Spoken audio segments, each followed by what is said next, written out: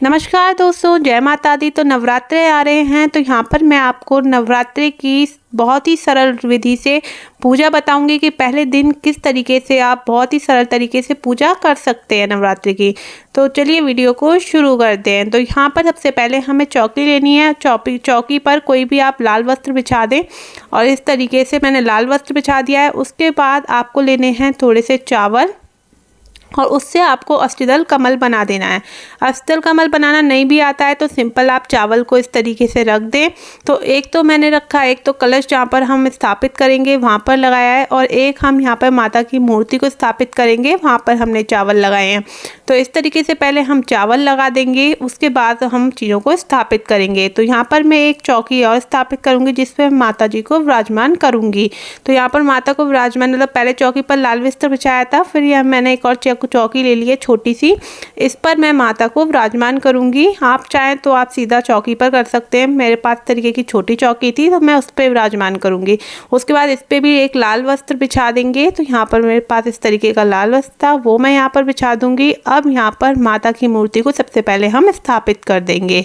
तो यहाँ पर देखिए माता की मूर्ति अगर आपके पास सिंपल है तो आप चुनरी उड़ा दें, और आपके पास अगर इस तरीके की है तो आप उनको नए वस्त्र पहनाएं, साथ में चुनरी उड़ाएं, उसके बाद स्थापित करें। तो आप चाहें तो इनका पंचामृत स्नान भी करा सकते हैं अगर आपके पास इस तरीके की मूर्ति है। और सिंपल जो फ्रेम वाली होती है तो उसे आप सिंपल ही चुनरी उड़ाकर रख सकते हैं। उसके बाद यहाँ पर मैंने एक कलश ले लिया है, उसमें मैंने जल भर लिया है, और जल भरने के बाद इस पर हम स्वास्तिक बना लेंगे। और स्वास्तिक बनाने की जगह नहीं तो मैं सिंपल टीका लगा दिया है क्योंकि थोड़ा सा डेकोरेट हो रहा है। उसके बाद ऊपर इस तरीके से बिंदी लगा दी है और इसका पूजन कर लिया है। उसके बाद इसके कंठ में हम मौली बांध देंगे। मौली बांधना बहुत ही ज़्यादा शुभ माना जाता है, किसी भी पूजा में मौली का इस्तेमाल बहुत ज़्यादा होता है। तो इस तरीके से अब हम इसके अंदर थोड़े चावल डाल देंगे जल के अंदर। उसके बाद एक सिक्का डाल देंगे और एक हल्दी की गांठ डाल देंगे, और यहाँ पर हम डाल देंगे एक सुपारी, और उसके बाद डाल देंगे 2 लौंग और एक हरी इलायची। तो इन सारी चीज़ों को हमें कलश स्थापना से पहले इसमें डालना होता है कलश में। तो जल के अंदर हमने सारी चीज़ें डाल दी हैं। तो अब हम इसको स्थापित करने के लिए यहाँ पर मैंने लिए हैं, तो यहाँ पर आप चाहें तो आप आम के पत्ते ले लें, आम के पत्ते नहीं भी हैं तो आप अशोक के पत्तों का भी इस्तेमाल यहाँ पर पूजन में कर सकते हैं। तो यहाँ पर मैंने लिए हैं आम के पत्ते, वो मैं इस तरीके से धो लें साफ़ पानी से पहले, फिर इसको इस तरीके से लगा दें कलश में। और उसके बाद यहाँ पर आप स्थापित करेंगे तो उससे हम लिया है नारियल। तो यहाँ पर नारियल पे आप चुनरी लपेट लें। तो इस तरीके की लाल वस्त्र हो तो आप वस्त्र भी लपेट सकते हैं, चुनरी है तो चुनरी लपेट लें। और चाहें तो ऊपर अगर चुनरी या इस तरीके का कुछ भी नहीं है वस्त्र तो आप सिंपल मौली बांध कर भी इस तरीके से रख सकते हैं। उसके बाद जो नारियल का मुख होता है चाहे तो आप ऊपर की तरफ कर दें, और ऊपर की तरफ नहीं कर रहे हैं तो आप अपनी तरफ कर लें, मतलब ऊपर होना चाहिए या आपकी तरफ होना चाहिए।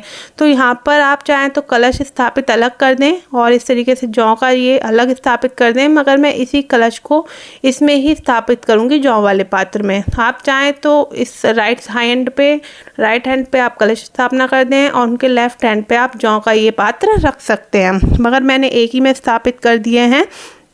उसके बाद अब कलश पूजन, अब ये नारियल का पूजन भी हम यहाँ पर कर लेंगे। तो नारियल पे हम थोड़ी सी रोली लगा देंगे और थोड़ा सा माता जी को लगा देंगे, और माता को लगाने के बाद यहाँ पर इस तरीके से हम इसको पूजन कर लेंगे। उसके बाद यहाँ पर आगे के हमें फूल चढ़ाने हैं, तो यहाँ पर जो भी आपके पास फूल हो माता को समर्पित कर दें, और इस तरीके से एक कलश में और इस तरीके नारियल में सबको एक एक फूल अर्पित कर दें। उसके बाद अखंड जोत जलाते हैं तो अखंड जोत जला लेंगे।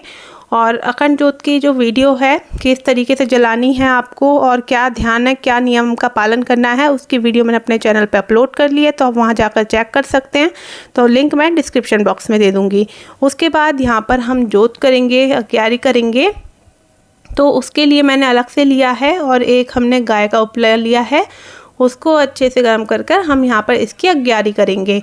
तो यहाँ पर उसके बाद हमने डाल दिए हैं 2 कपूर, तो कपूर को जला लेंगे पहले और फिर इसको हम माता का इस तरीके से जोत करेंगे। तो यहाँ पर आपको लेने हैं लौंग के जोड़े, तो मतलब 2 लौंग मतलब 1 जोड़ा हो गया, तो एक पर्सन का मतलब 1 जोड़ा होगा।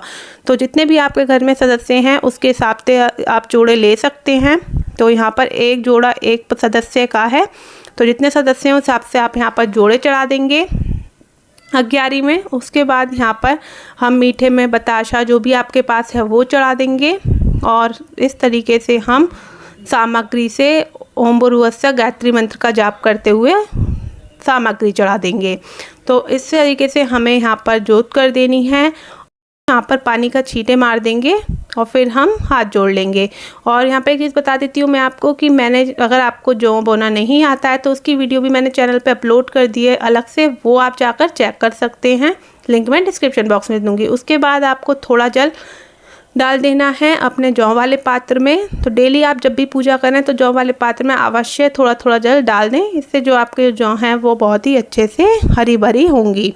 तो यहाँ पर देखिए पूजा हो चुकी है, अब समय आ गया आरती का। तो अब आरती कर लेते हैं। तो यहाँ पर अलग दीपक से हम आरती कर लेंगे, जो भी आप आरती गाएं वो आप गा लें। तो इस तरीके से आरती करेंगे और माता का नाम लेंगे और माता का आह्वान करेंगे। तो फल में हमने यहाँ पर जो भी आपके पास फल हो वो आप चढ़ा सकते हैं, केला, सेब। तो मैंने यहाँ पर सेब चढ़ाया है, साथ में पंच मेवा यहाँ पर मैंने समर्पित की है माता रानी को।